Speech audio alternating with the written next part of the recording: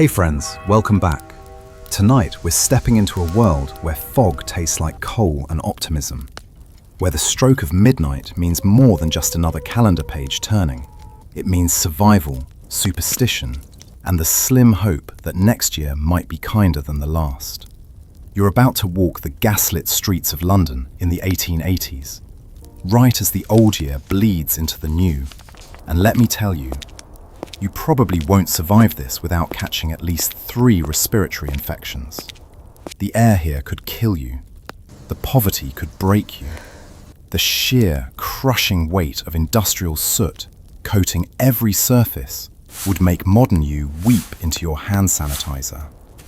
But here's the thing. These Victorians knew how to mark a moment. Dear Lord, they understood that when life is hard, ritual becomes sacred.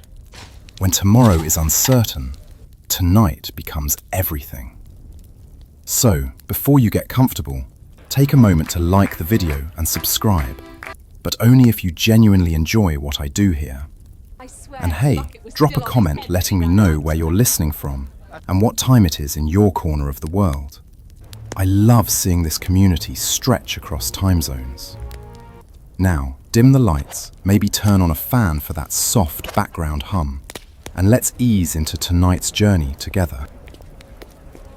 You step off the train at Waterloo Station, just as the winter sun gives up entirely, surrendering London to gaslight and shadow. The platform is chaos, a symphony of hissing steam, shouted directions, and the metallic screech of iron wheels against iron rails. Your lungs immediately register the difference between wherever you came from and here. The air in London doesn't just smell like coal smoke, it is coal smoke. Thick enough to taste, to chew, to feel coating the inside of your throat like oil paint.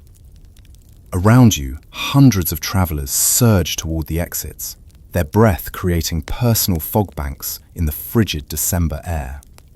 A woman in a threadbare shawl clutches 2 children against her skirts, their faces smudged with soot that no amount of scrubbing will fully remove. A gentleman in a top hat and wool greatcoat strides past, his walking stick clicking against the platform stones with the confidence of someone who owns things. Property, stocks, perhaps a few politicians. The station master's whistle pierces the din, and somewhere in the mechanical darkness, another train groans into life. You push through the crowd and emerge onto the street, where London hits you like a physical force. The fog is already gathering, not the romantic, mysterious mist of paintings, but the notorious pea-souper that turns the city into a yellow-brown soup. By the 1880s, Londoners have become grimly accustomed to these killer fogs, atmospheric abominations created when coal smoke from a million chimneys meets the Thames Valley's natural moisture. On the worst nights, this fog climbs 75 meters high and requires gas lamps to burn at noon. Tonight, on New Year's Eve, it's building early, wrapping around gas lamps like cotton wool and turning every pedestrian into a ghost. The street is a river of humanity and horse traffic.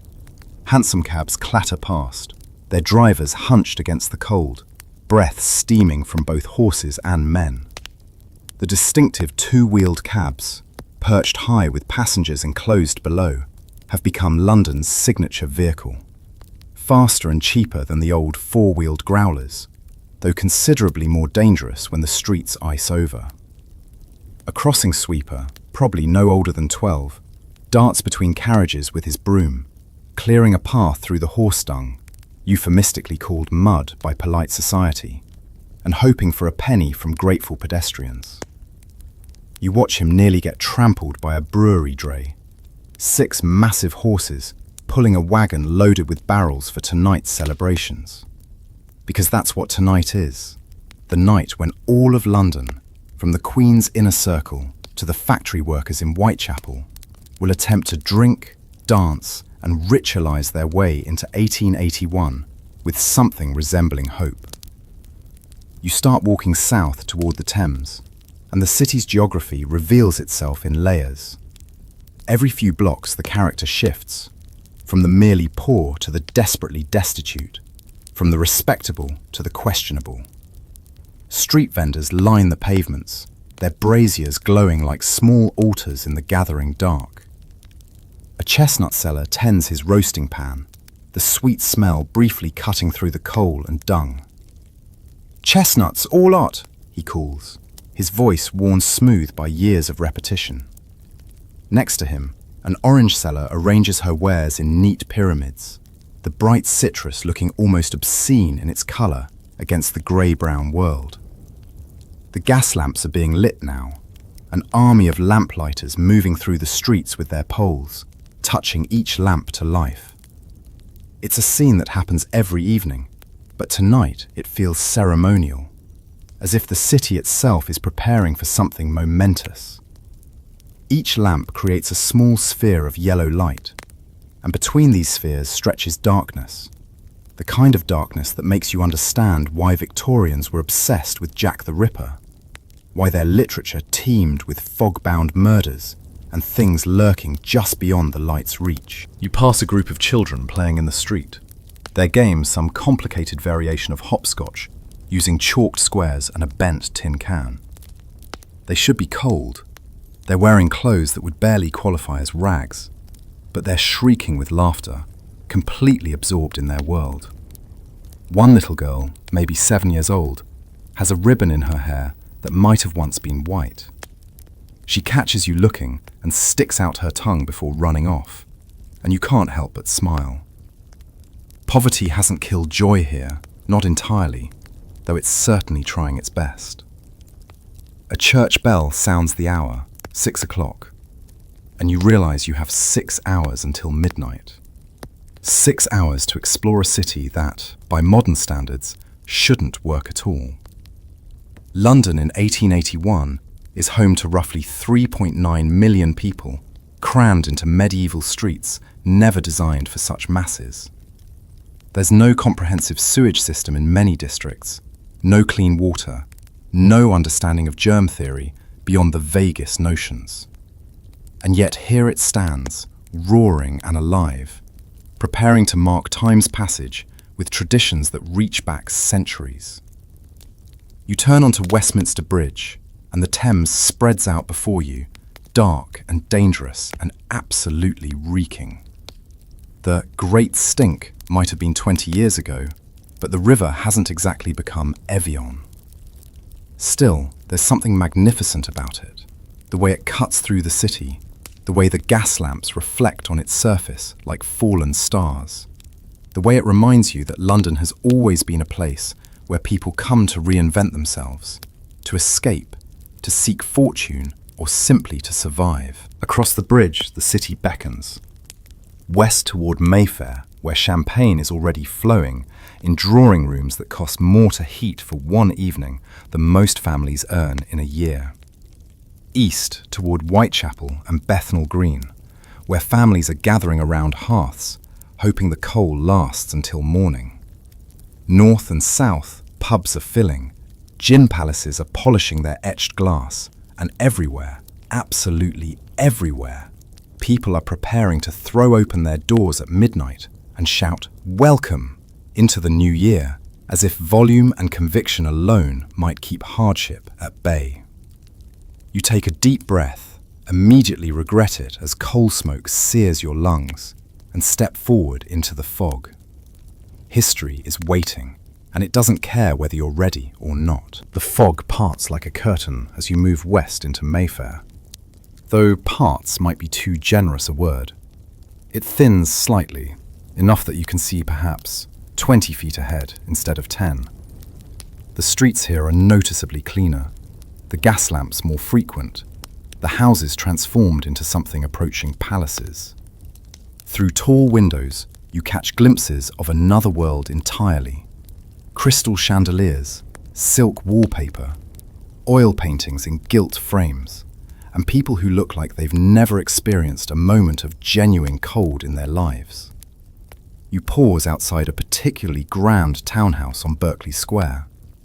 Even from the street, you can hear music, a string quartet playing something Viennese and elegant. Shadows move behind lace curtains. women in gowns that probably cost what a factory worker earns in 5 years, men in white tie and tails, servants moving with the practiced invisibility of people who've learned that being noticed means being dismissed. This is where London's upper crust celebrates New Year's Eve. In drawing rooms and ballrooms where the fires are always stoked, the champagne always flowing, and the unpleasantness of the streets remains safely abstract. A footman in full livery opens the front door to admit a late-arriving couple. She's wrapped in furs despite the short walk from their carriage. He's carrying a walking stick he absolutely doesn't need. And in that brief moment, warmth and light and the smell of roasted game birds spill out into the December night. You slip closer, drawn by that warmth like a moth to flame, and position yourself near the service entrance in the alley behind the house. This is where the real action happens, where the machinery of upper-class entertainment reveals itself. The kitchen door keeps swinging open as servants rush between the outdoor storage and the sweltering kitchen, and through these openings you glimpse organized chaos. A cook, a formidable woman in her 50s with rolled sleeves and a face red from heat, is orchestrating the preparation of what appears to be a feast for 50. Her voice cuts through the clamour. Those aspics need to set proper, and if I see one more fingerprint on the silverware, someone's losing their position. 3 kitchen maids are working at a scrubbed wooden table, their hands moving in practiced synchronization as they prepare vegetables, garnish plates, and occasionally steal glances at each other with expressions that suggest they're one crisis away from hysterical laughter. The menu for tonight's celebration, glimpsed on a handwritten card near the door, includes turtle soup, roasted pheasant, lobster in aspic, venison, potatoes done in at least 3 different preparations, and a dessert course that features both a traditional plum pudding and something called a Nesselrode pudding that apparently involves chestnuts and rum. The sheer abundance is staggering. Enough food to feed a Whitechapel tenement for a week, prepared for a single evening's entertainment. A young footman emerges from the service entrance, nearly colliding with you, his arms loaded with empty wine bottles. He's perhaps 19, with the kind of carefully blank expression that servants cultivate when they're thinking deeply uncharitable thoughts about their employers. "Pardon," he mutters, then adds under his breath. 3rd case of champagne they've gone through, and it's not even 8 o'clock yet. God help us all when they start on the brandy. You watch him disappear toward the bins and turn your attention back to the window. The string quartet has finished their piece, and now the drawing room is filled with the sound of crystal glasses clinking in toasts.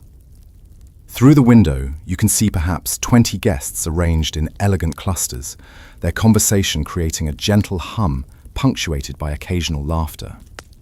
The women are showcases of 1880s fashion, tight-laced corsets creating that distinctive silhouette, bustles that require careful navigation of furniture, and enough silk, satin, and lace to stock a small shop. Hair is arranged in elaborate updos with curls at the temples, secured with combs that catch the gaslight. The men are uniformly correct in their evening dress. Black tailcoats, white waistcoats, starched collars so high they must restrict breathing, and that peculiar Victorian male posture. Ramrod straight, chins up, as if perfect deportment might somehow compensate for the moral compromises required to maintain such wealth. A middle-aged gentleman with magnificent side whiskers is holding forth on something, his audience of 3 younger men nodding with the attentiveness of people hoping to be remembered in someone's will. You can't hear the words, but you recognize the type. Probably discussing the stock exchange or railways or some colonial venture that will make fortunes for investors while destroying lives thousands of miles away. The Victorians are very good at not thinking about consequences, especially when champagne is involved. Near the fireplace, a young woman, maybe 20, is pretending to listen to an older matron while her eyes keep drifting toward a young officer in military dress uniform. The matron is clearly in matchmaking mode, But the girl has already made her choice, and it's not whoever the matron has in mind. You catch a small, secret smile as the officer catches her eye, and something passes between them that the matron completely misses. There's a whole story there, probably involving disapproval and class concerns, and all the things that make Victorian romance simultaneously frustrating and fascinating. The clock on the mantelpiece, an ornate French affair with gold figures, shows 8:30. The hostess claps her hands, calling attention, and announces something that causes a general migration toward the dining room. The feast is about to begin, 4.5 hours before midnight, because one does not simply wait until the new year arrives. One prepares for it with systematic overindulgence. Below stairs, the servants are moving into emergency mode. You hear the cook's voice rise to a battlefield commander's urgency. Soup course goes up in 3 minutes, and if it's not perfectly hot, I'll have someone's head on a platter beside the pheasant. A parlourmaid rushes past, her arms full of linens, her face flushed with stress and heat. Behind her, a butler in perfect formal dress moves with the unhurried dignity of someone who has survived 30 New Year's Eves in service and will survive 30 more through sheer force of professional pride. He catches your eye through the doorway, and for a moment, there's a flash of knowing humour in his expression, a recognition that both of you are observers here, witnesses to excess, and that come January 1st, these people upstairs will wake with headaches, while he'll wake to polish more silver. The kitchen door swings shut, and you're left in the cold alley with the fog and the distant sound of laughter from inside.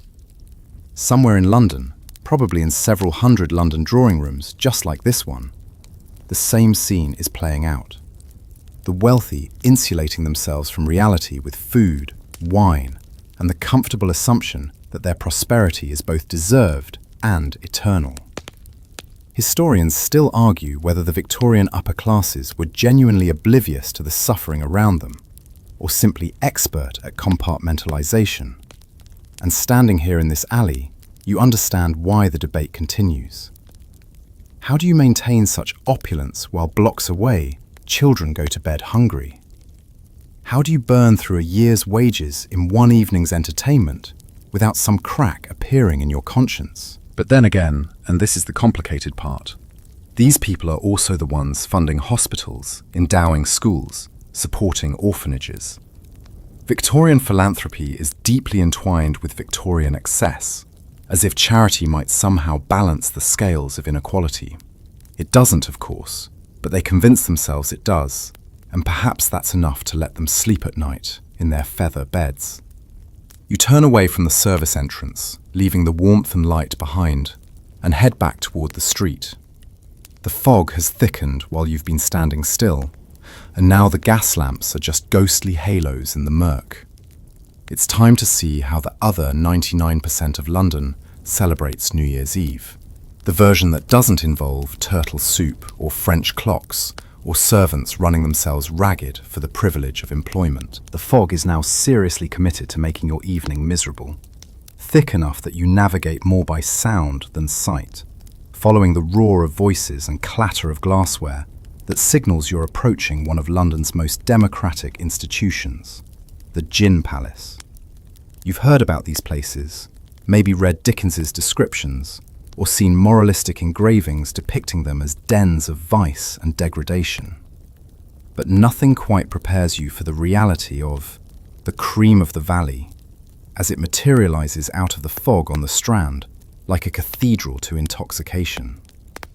The exterior is a blaze of light, gas jets burning in frosted glass globes, illuminating a facade of polished mahogany and brass that gleams even through the muck. The windows are massive sheets of plate glass, etched with elaborate patterns, grapevines, cascading hops, cherubs holding goblets, and the establishment's name in flowing script. Through these windows, you can see what appears to be half of working London, crammed into an interior of almost shocking opulence. You push through the doors, heavy things, with brass handles shaped like lion heads, and the noise hits you like a wave. This is what 300 people sound like when they're determined to celebrate. A roaring, laughing, shouting, singing wall of humanity that makes conversation impossible and thought inadvisable. The air is thick with tobacco smoke, gin fumes, body heat, and the distinct smell of wool coats that have absorbed decades of London weather. The interior of a gin palace is designed to impress, to make the labourer feel, for a few precious hours, like he's stepped into a palace as grand as anything in Mayfair. The bar runs the length of the room, 40 feet of polished mahogany backed by mirrors that multiply the gas chandeliers into infinity. Behind the bar, enormous casks of spirits are arranged like artillery, each with its own ornate brass tap. The names etched on glass panels advertise the available poison. Old Tom, the real knock-me-down. Cordial gin, the out-and-out. The barmaids, there are 6 of them working tonight, move with the efficiency of people who've learned that hesitation means getting trampled. They're dressed in their best, hair pinned up, sleeves rolled despite the cold outside, hands constantly moving, pulling pints, measuring gin into glasses, making change, wiping spills, and occasionally shouting instructions to each other over the din. One, a woman of maybe 30 with dark hair and a face that suggests she's heard every pickup line ever invented and wasn't impressed by any of them, catches your eye and calls out, "What'll it be, love? We've got everything except patience and pity." You order a gin, when in Rome, or in this case, when in a Victorian gin palace, and she pours with the casual precision of someone who could do this in her sleep.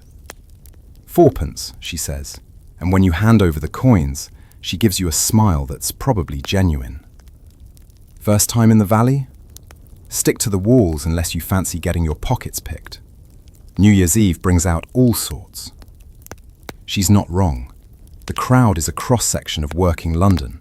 Dock labourers still in their canvas trousers and rough shirts, shop assistants in their slightly better quality coats, a few women who might be seamstresses or might be something else entirely, street traders, craftsmen, clerks, and a concerning number of individuals whose profession is probably best not examined too closely. This is not the criminal underclass. Those folks have their own establishments in darker corners, but it's not respectable society either. These are people who work with their hands, who earn wages by the week, who understand that poverty is one bad month away and death is one bad accident away, and who've decided that tonight, none of that matters. In the corner, someone has started a song. The Boar's Head Carol, which is technically a Christmas song, but works well enough for New Year's. Within seconds, 30 voices join in, creating a sound that's more enthusiastic than tuneful, but somehow perfect for the moment. The chorus swells. The boar's head in hand bare eye, bedecked with bays and rosemary. People who've never met are linking arms, swaying, grinning at each other with the instant fellowship that comes from shared drink and shared circumstances. A fight almost breaks out near the bar. 2 men arguing about something, their faces red, fingers jabbing, but a massive fellow in a porter's apron steps between them, says something you can't hear, and somehow diffuses the situation entirely. The 2 men shake hands, someone buys a round, and the crisis passes. Victorian pubs have their own social codes, their own ways of managing conflict, and most regulars know that getting thrown out means missing the celebration. You notice a group of women at a table near the window, and they're fascinating because they're clearly here without male escorts, which is still somewhat scandalous in 1881. They're dressed in their best, clean shirtwaists, decent skirts, hair carefully arranged, and they're drinking gin and talking with the animated intensity of people who don't get enough opportunities to do this. One is demonstrating something with her hands, making her companions laugh so hard that one nearly spills her drink. These might be shop girls or factory workers, or women who share a tenement and are making the most of their one evening off this week. The barmaid catches you watching and leans across the bar. That's the girls from the biscuit factory in Bermondsey. They pool their wages and take turns buying rounds. Been coming here every New Year's since I started working here 6 years ago. Good sorts, them. There's approval in her voice, a recognition of solidarity among working women who navigate a world designed to limit their options. Somewhere in the crowd, someone produces an accordion, and suddenly the singing transforms into something more organized. A music hall song, probably bawdy, though you can't make out all the lyrics. Doesn't matter, everyone knows the chorus, and they bellow it with joyful abandon. We don't care where the money comes from, here's to good old beer. More people join in dancing, or what passes for dancing in a space where you can barely move without elbowing someone. The clock above the bar shows 9:15, and you realize you've been standing here for nearly an hour, just absorbing the atmosphere. It's intoxicating in a way that has nothing to do with the gin. This sense of community, of people coming together to mark time's passage, with nothing but their voices and their determination that poverty won't steal their joy. A man crashes into you, actually crashes, stumbling on legs that no longer quite work properly, and grabs your shoulder for balance. He's probably 50, with a weathered face and hands calloused from labour. "Sorry, friend," he slurs, then grins. "New Year's Eve. Best night of the year. Tomorrow we're back to the docks, but tonight..." He waves his arm expansively, nearly hitting someone else. "Tonight, we're kings." He staggers off toward his mates, and you watch him go with a complicated mixture of emotions. He's right in a way. Tonight, in this gin palace with its mirrors and chandeliers and democratic intoxication, everyone is temporarily equal. Class hasn't disappeared, but it's been temporarily suspended, and that suspension is its own kind of gift. Come tomorrow, the hierarchies reassert themselves, the factories reopen, the docks demand their labour, and life returns to its grinding routine. But tonight?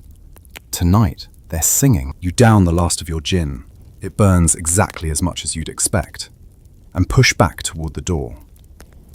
Outside, the fog has reached what must be its final form, yellow, thick, and absolutely committed to making navigation impossible. But you can hear other pubs, other gin palaces, other celebrations happening all around you in the murk.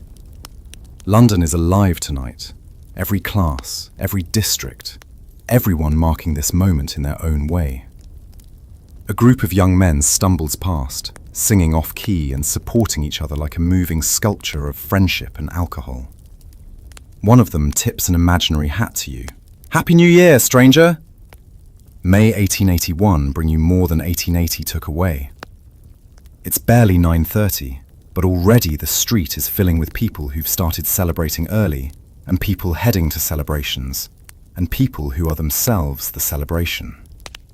The night is young, midnight is still hours away, and somewhere in this fog-bound city, first-footers are preparing their symbolic gifts, families are gathering around hearths, and everyone, from the Queen at Windsor to the crossing sweeper on the Strand, is hoping that the new year might bring something better than the old. The bells of St. Martin in the Fields toll 10 o'clock as you make your way through streets that have transformed from busy to chaotic.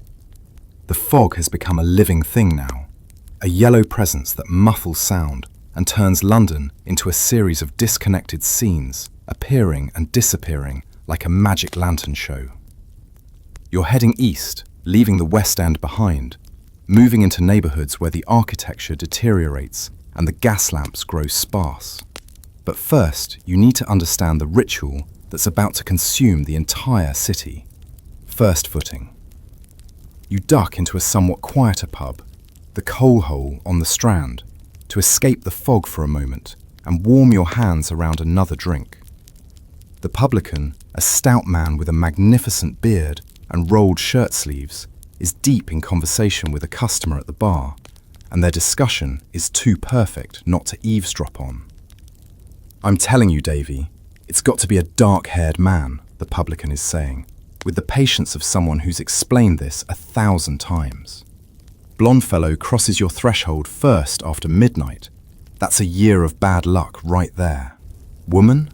Worse. Red-haired? Don't even talk to me about red-haired. That's practically inviting disaster. Davy, who is indeed quite blonde, looks genuinely worried. So what am I supposed to do then? Hide until someone dark comes by? That's exactly what you're supposed to do, you daft article. Or find yourself a proper first footer to hire.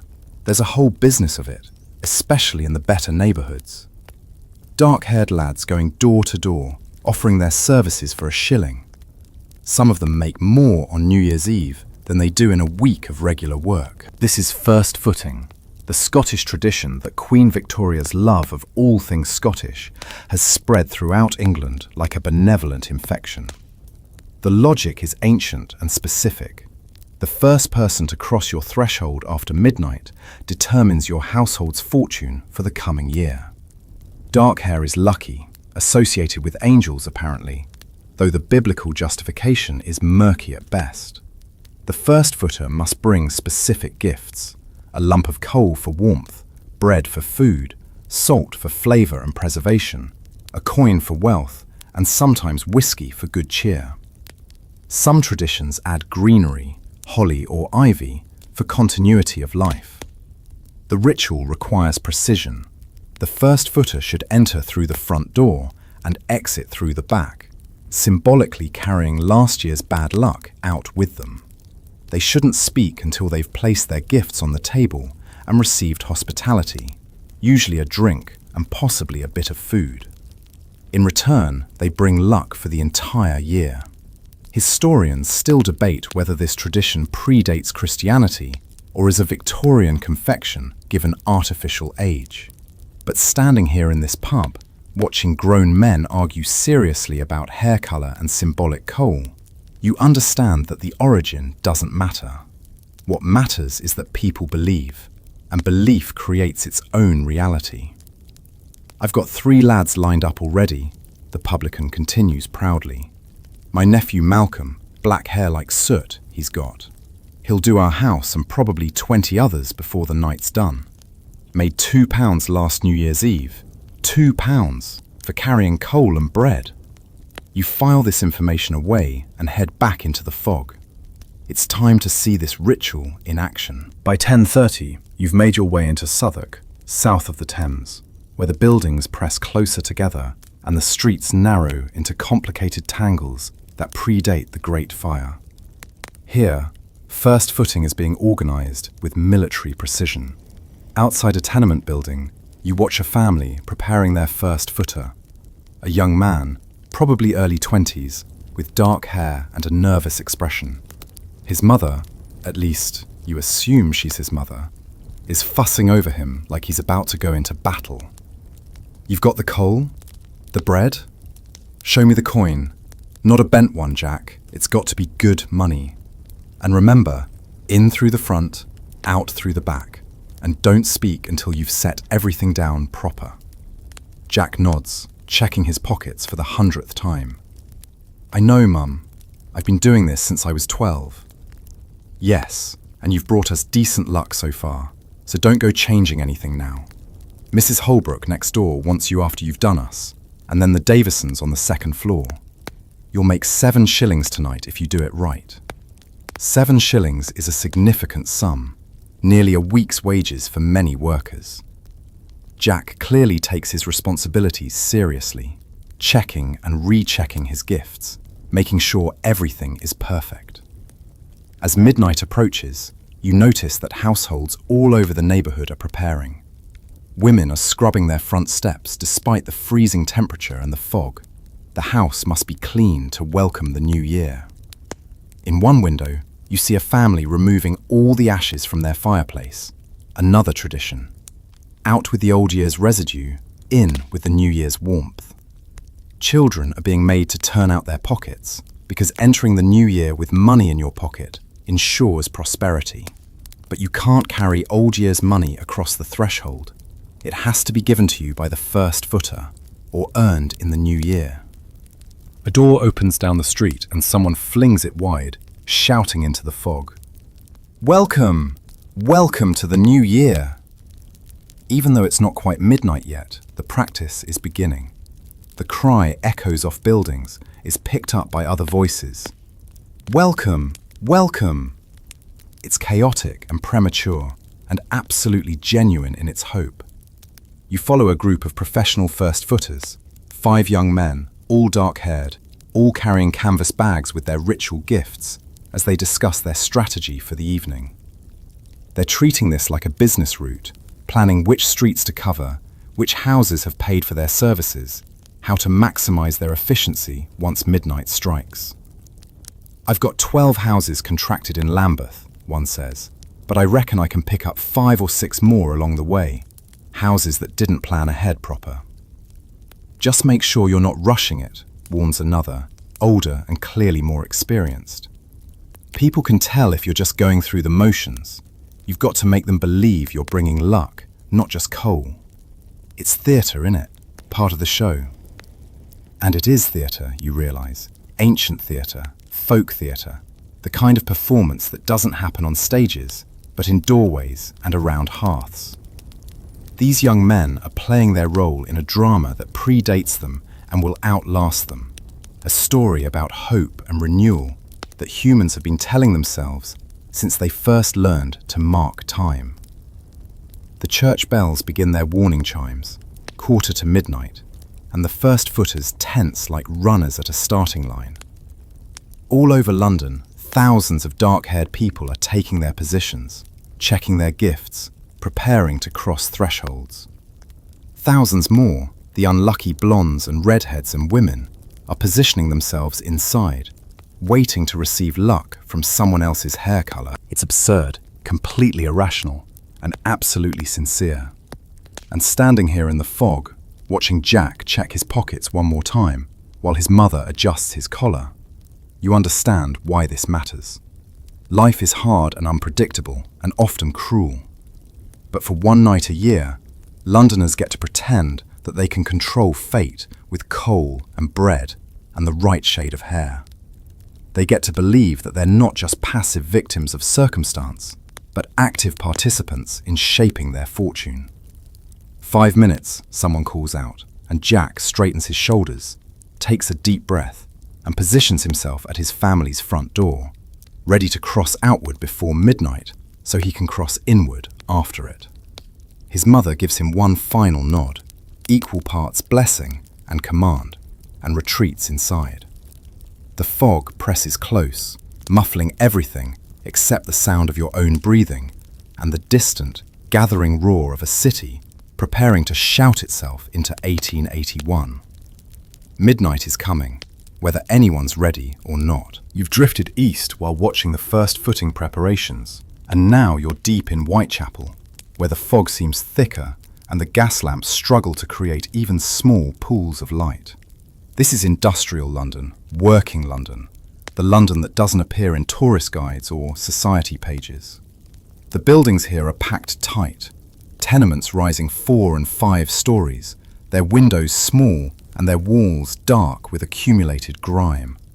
In summer, the heat and smell would be overwhelming. Tonight, the cold is the enemy, and you can see its effects in every face you pass. You follow a family, mother, father, 3 children, as they climb the exterior stairs of a tenement building on Flower and Dean Street. The stairs are rickety, worn smooth by decades of feet, and they creak ominously with each step. The family reaches the 3rd floor and enters through a door that hangs slightly crooked on its hinges. You pause outside, and through the thin walls, you hear the sounds of life. A baby crying, someone coughing in the consumptive way that means they probably won't see next New Year's Eve. Voices raised in argument, voices lowered in prayer. These buildings house dozens of families in spaces meant for perhaps half that many. Privacy is a luxury no one here can afford. There's a window next to you, and through it, because the thin curtain is more suggestion than barrier, you can see into one family's single room. This is their entire world. One room, perhaps 12 feet by 14, containing everything they own. A cast iron fireplace, coal burning precious and low because coal costs money they don't have. A table with mismatched chairs. A bed that probably sleeps 4, parents and youngest children, while older children make do with pallets on the floor. Clothes hanging on nails driven into the walls. A few cracked dishes on a shelf. One tin pot hanging above the fire. The mother is preparing what appears to be their New Year's meal. Black bum, a Scottish tradition that's become standard New Year's fare throughout Britain. It's essentially a very dense fruitcake, heavy with raisins and spices, wrapped in pastry. This family's version looks homemade and modest, probably more pastry than fruit because raisins are expensive, but it's been made with care. You watch her cut it into careful slices, making sure each piece is exactly equal. There are 6 people in this family, 2 parents, 4 children, and there are exactly 6 slices. No extras, no abundance, just careful equality. The father is doing something you recognize from earlier, turning out his pockets, checking for coins. He finds a penny and holds it up to the light, examining it as if it might somehow transform into a sovereign if he looks at it long enough. His face is lined with the kind of tired that sleep doesn't fix. The tired of someone who works 12-hour shifts at the docks or in a factory and knows that tomorrow, barring a miracle or a disaster, he'll do it again. The children are trying to stay cheerful. The 2 youngest, probably 6 and 8, are playing some game with a piece of string, creating complicated cat's cradles between their fingers. The older 2, teenagers maybe, are quieter, old enough to understand that their parents are worried about whether this year's luck will be better or worse than last year's. Joseph, the mother says quietly, and the father looks up from his penny. What if he doesn't come? She means the first footer. They're waiting for someone with dark hair and the proper gifts to cross their threshold after midnight. In neighborhoods like this, the organized first footers sometimes don't make it to every house. There aren't enough of them, and the houses with more money get priority. The fear in her voice is real. She believes that starting the year without proper first footing means condemning the family to another year of struggle. He'll come, Joseph says, but he doesn't sound certain. Mrs. Chen's boy said he'd do our building. He's a good lad. He'll remember. Through other windows, you see similar scenes playing out. Families gathered around inadequate fires, sharing inadequate food, hoping that ancient rituals might somehow improve their circumstances. In one room, an old woman is alone, sitting in a chair that's lost most of its stuffing, clutching a shawl around her shoulders. In another, a young couple with a newborn are arguing in whispers, probably about money, always about money. In a third, someone is teaching children a New Year's song, their voices thin but determined. The poverty here is grinding and relentless, but it hasn't crushed hope entirely. That's what's remarkable, standing outside this tenement as bells begin to chime 11 o'clock.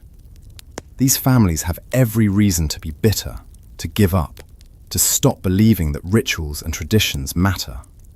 And yet they're scrubbing their doorsteps, preparing their black bun, waiting for first footers, planning to fling open their doors and shout, "Welcome!" into the fog. You move further down the street and encounter a different kind of gathering. Outside a building that might have once been a warehouse, a group of perhaps 30 people has assembled around a street fire, a small brazier burning with scavenged wood and coal.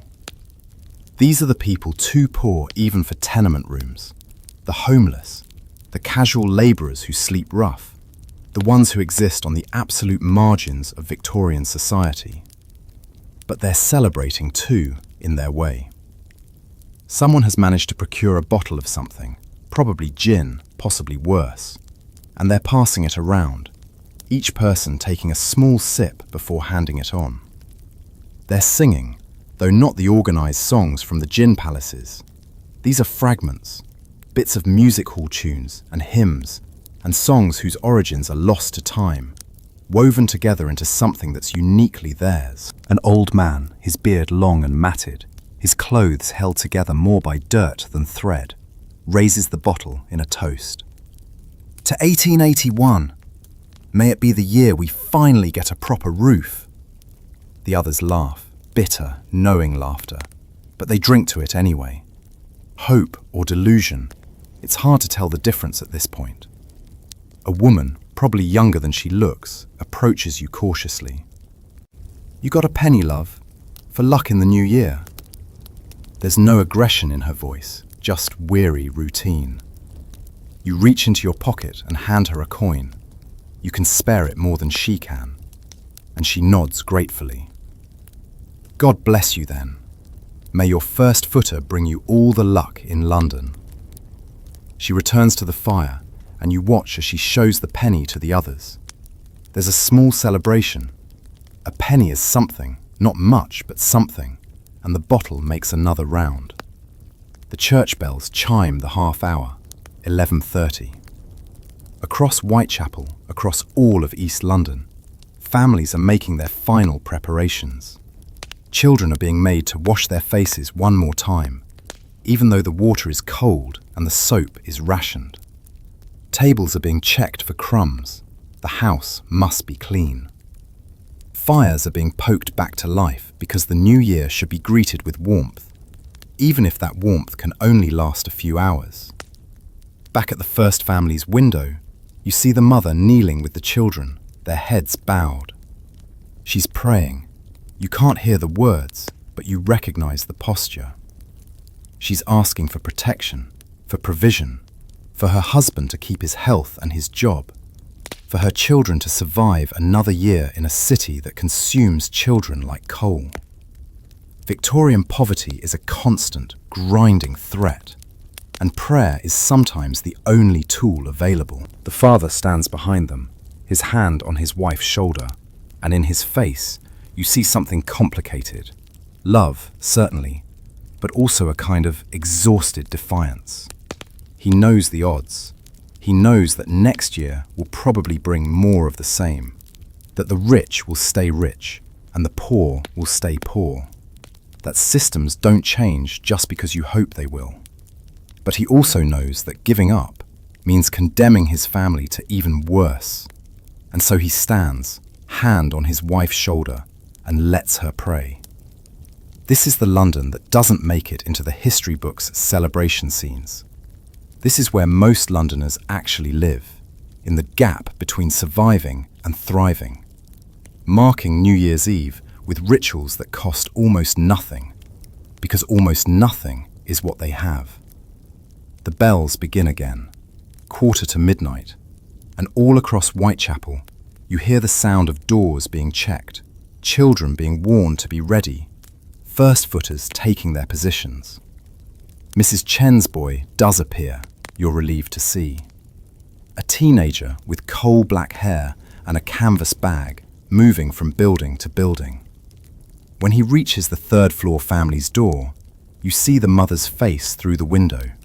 Pure relief. They're ready now. They've done everything they can. The black bun is sliced. The fire is tended.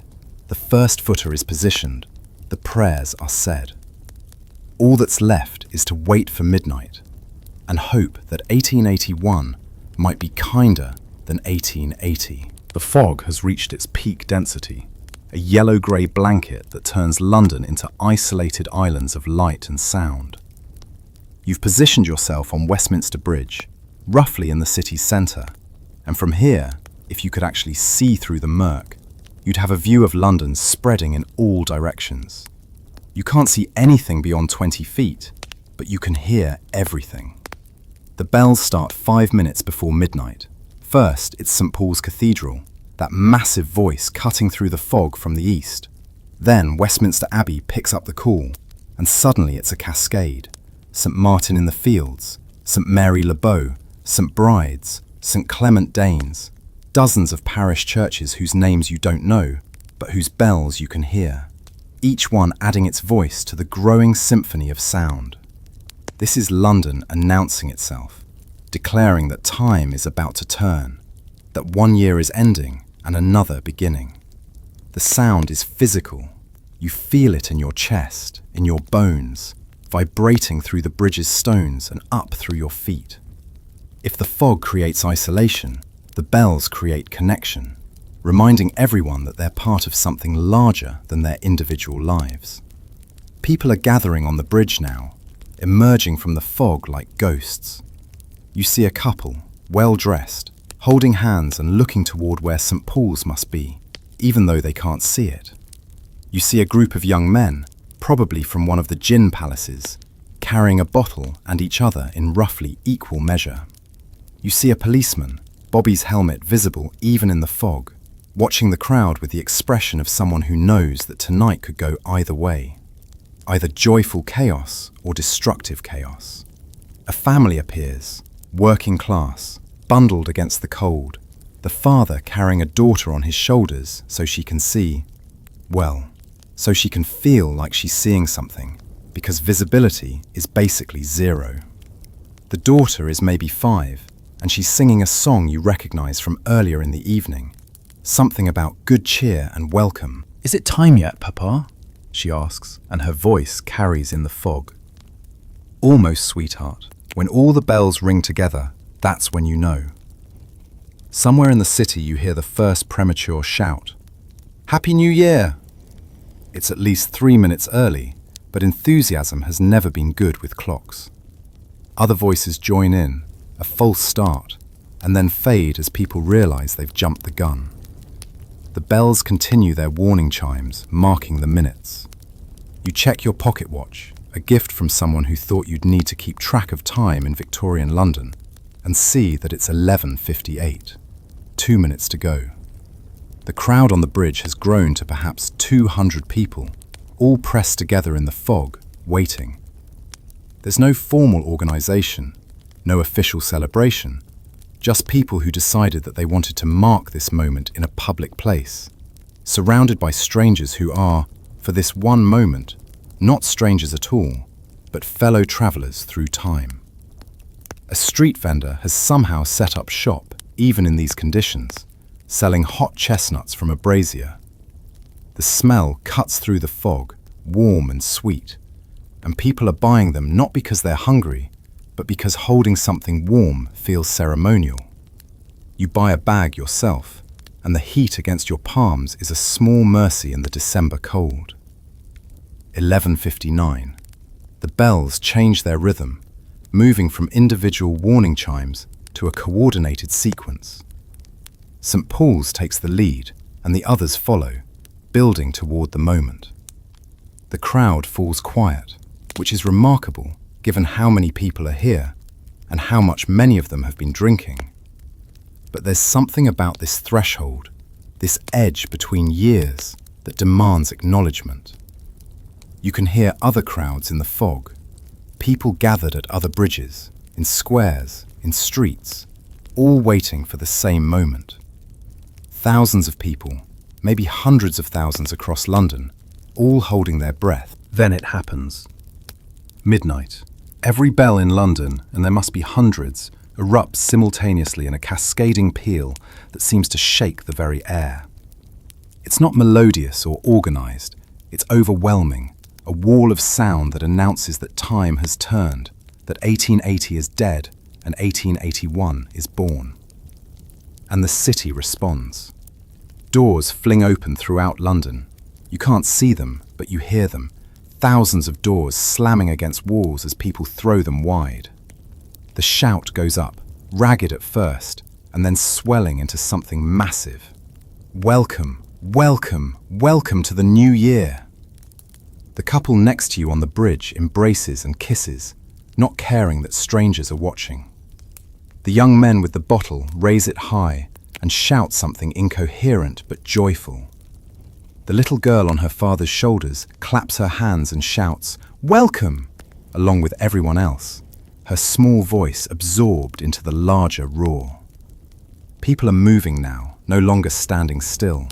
Strangers shake hands, embrace, clap each other on the shoulders. The barriers that normally separate Londoners, class, profession, neighbourhood dissolve in the fog and the bells and the sheer relief of having survived another year. A woman you don't know grabs your hand and squeezes it. Happy New Year, friend. May 1881 bring you everything you need. She's crying, but they're happy tears. Or maybe just release. You can't tell, and it doesn't matter. The bells continue, and now you hear something else underneath them. Singing. It starts small, probably just one group somewhere in the fog, but it spreads like fire.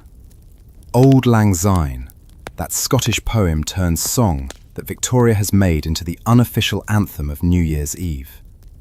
The melody is recognisable even when hundreds of people sing it in slightly different keys. Should old acquaintance be forgot and never brought to mind? Should old acquaintance be forgot and Auld Lang Syne? You find yourself singing too, even though you barely know the words, because everyone is singing, and it would be stranger not to.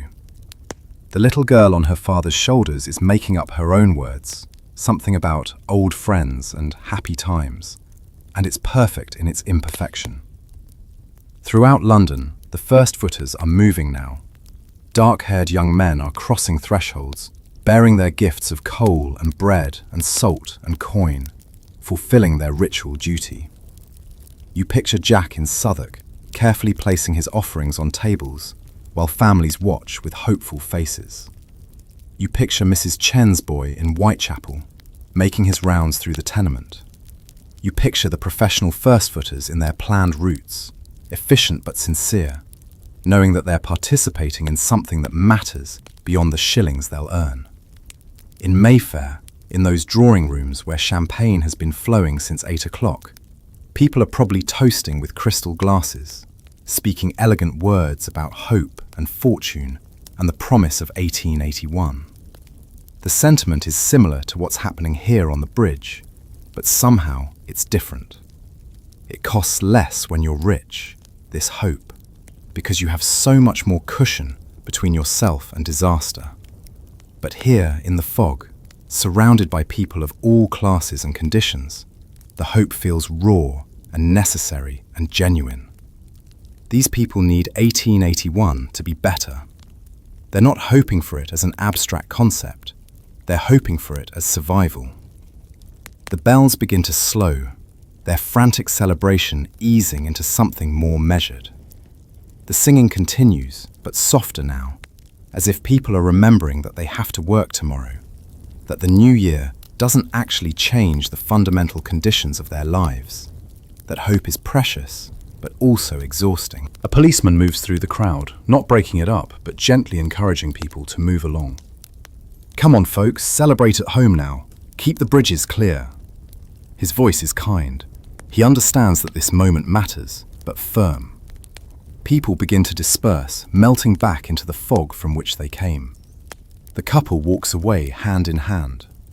The young men with the bottle stagger toward their next destination. The father lifts his daughter down from his shoulders and takes her hand, leading his family back toward wherever home is. You stand on the bridge a moment longer, listening to the city settle into its new year. The bells have stopped their frantic ringing, though a few still chime the hour. 1 o'clock in the morning, technically, though everyone still thinks of it as midnight. Somewhere in the fog, someone is laughing. Somewhere else, someone is singing. Somewhere, a door closes softly, a first-footer completing his rounds. 1881 has arrived, carried on bells and fog and the desperate, beautiful hope of people who refuse to give up. Whether it will be better than 1880 remains to be seen, but for this moment, on this bridge, in this fog, anything feels possible. The fog is beginning to thin as you wander through the early morning streets of London, though thin is relative. Visibility has improved from 10 feet to maybe 30, which counts as progress. The bells have long since stopped, but the city hasn't gone to sleep.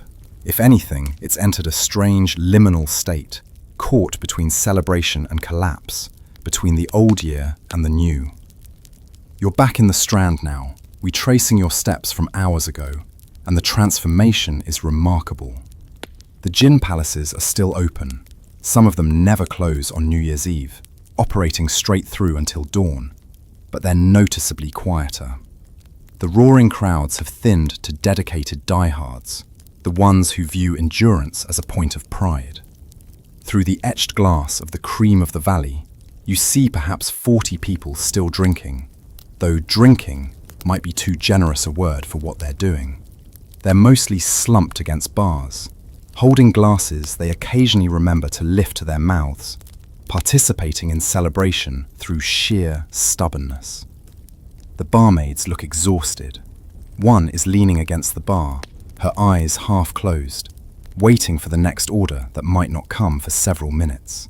She's earned her wages tonight, served perhaps 1,000 drinks, deflected twice that many inappropriate comments, and somehow maintained her composure. When you catch her eye, she manages a tired smile. "You still standing?" That's more than I can say for most of this lot. The streets themselves are strewn with evidence of the evening's excess. Orange peels litter the gutters, remnants of the fruit vendors' brisk trade.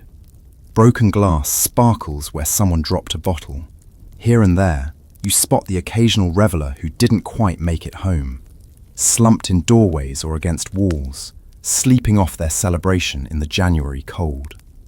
A policeman is checking on one such figure, making sure they're breathing, probably debating whether to arrest them for public drunkenness or just let them sleep it off. On New Year's Eve, the police traditionally exercise considerable discretion. You pass a group of workers, street sweepers, already at their morning task, even though it's not quite 3 o'clock. They're clearing the worst of the debris, creating pathways through the celebration's wreckage.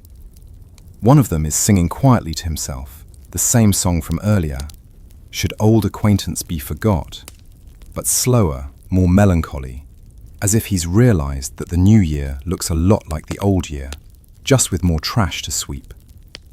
The chestnut vendors have packed up their braziers, leaving small circles of warmth on the pavement where their fires burned. In a few hours, they'll be replaced by coffee stalls, feeding the city as it wakes to its first morning of 1881. But for now, there's a pause, a breath between the night's chaos and the day's routine. You turn toward the river, and even in the fog, you can smell it. That distinctive Thames scent of sewage and commerce and accumulated history. The water is high, pushed by the tide, and it moves with oily sluggishness beneath the bridges.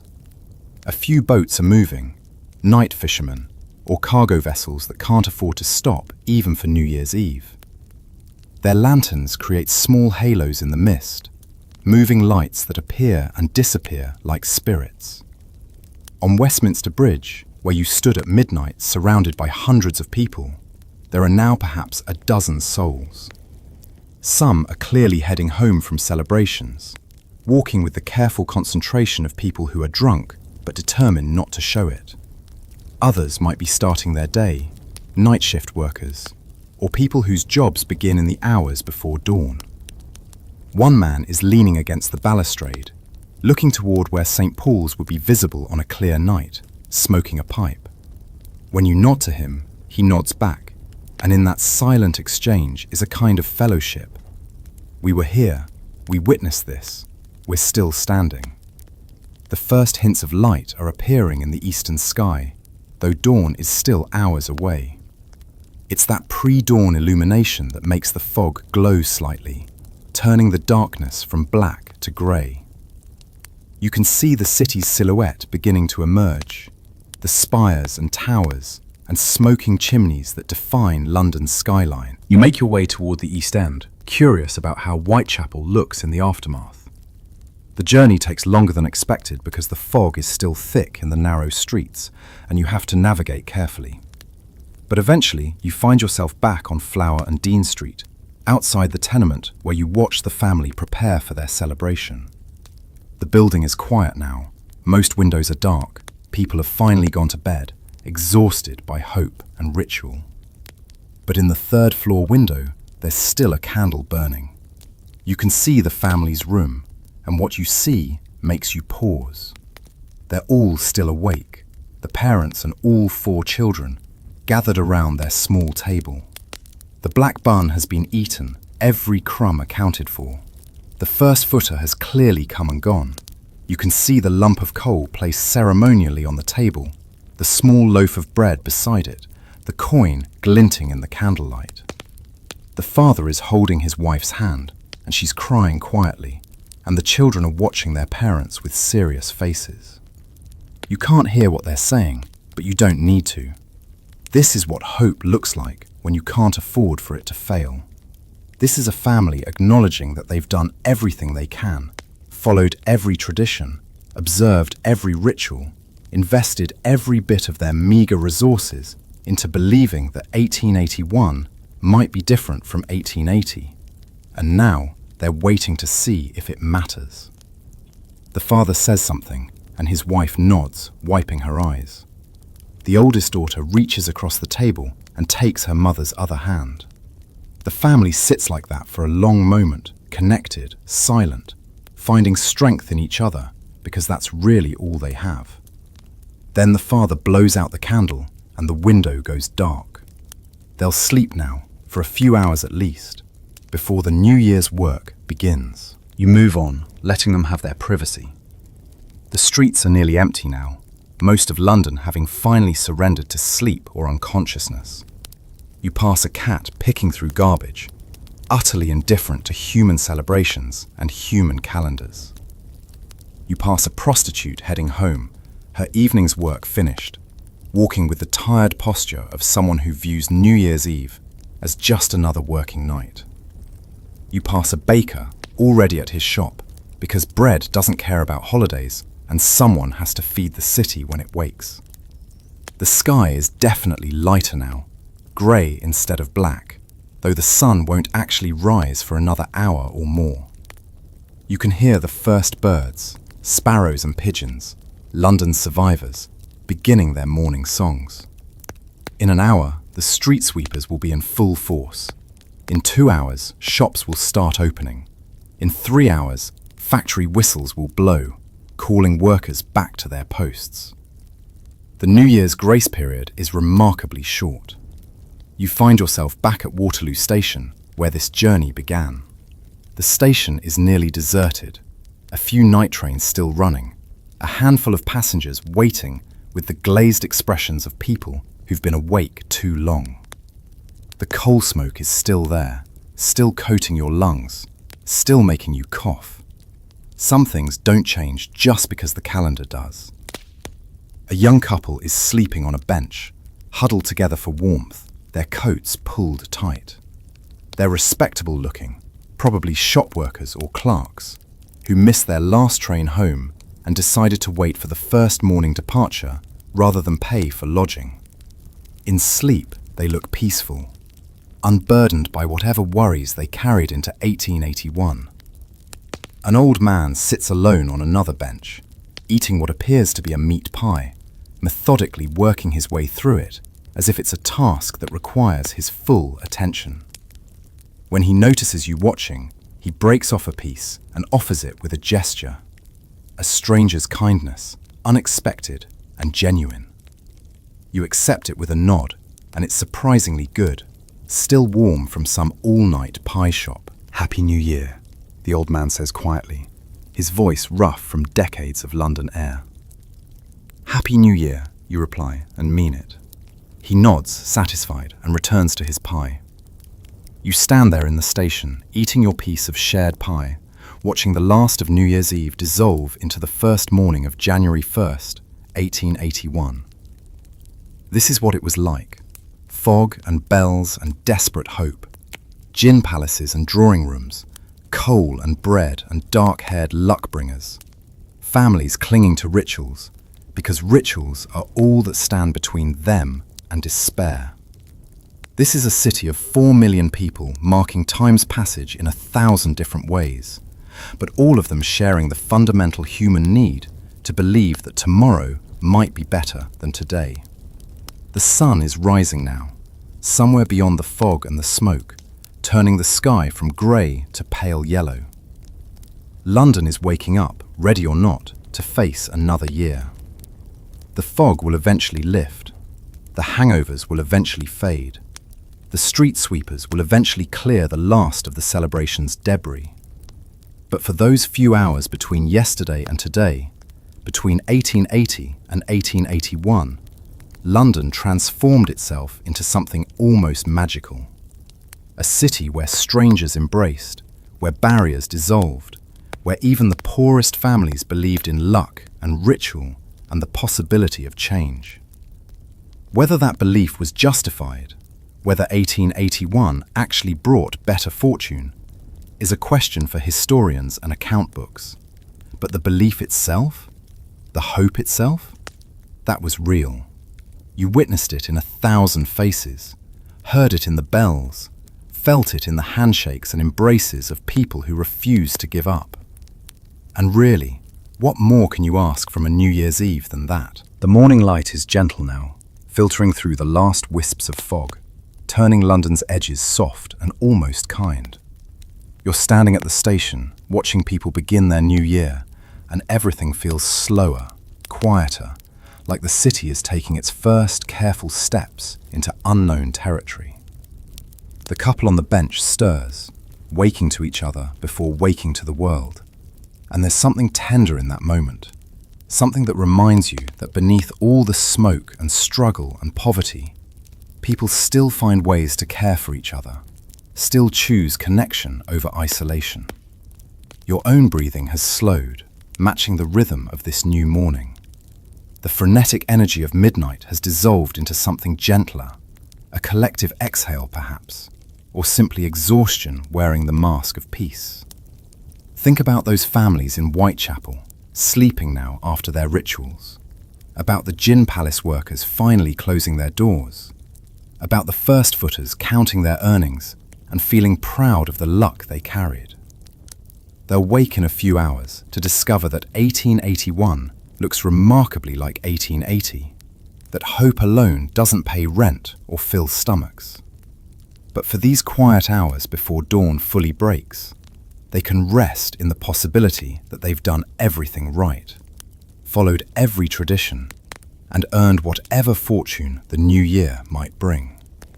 The train whistle sounds, soft and distant, calling you toward morning. Time to rest now, to let Victorian London fade back into history where it belongs.